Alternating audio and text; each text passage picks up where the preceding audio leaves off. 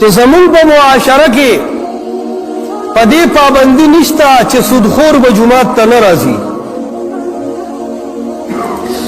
زمون معاشره کې په دې خبرم پابندي نشته چې څوک ګاړه کوي او د هغې نه فایدې اخلي، هغه سړی به جماعت ته نه راځي. څوک زناکار وي هغه به جماعت ته نه راځي، څوک رشوتخور وي هغه به جماعت ته نه راځي. دا پابندۍ نشته، خو دا پابندۍ د دنیا په ځمکه باندې شته. که چا جماعت کې رفع الیدین او په سنتو عمل وکړو هغه به دې جماعت ته نه راځي. دا د ظلم خبره ده او که نه ده؟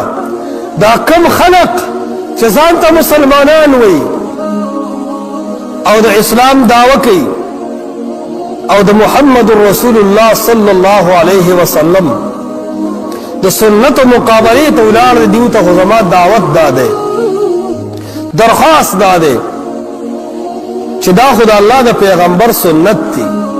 تک بی دینه منع کولو د پاره تکړه نو په دې کلی کې د دنیا بیلمازه شته او که نشته؟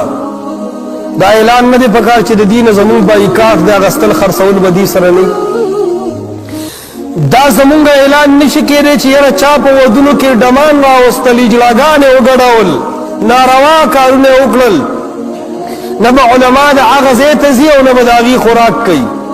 د دې خلاف چم اواز اوچت نه کوو.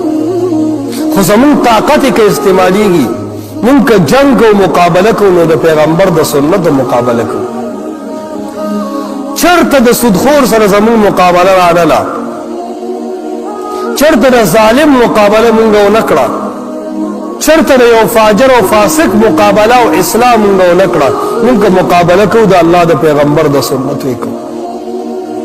و عرض دا دی چې اے مسلمانه، جوړېږي به او ابادېږي به په قرآن، جوړېږي به او ابادېږي به په احادیثو د رسول الله صلی الله علیه وسلم.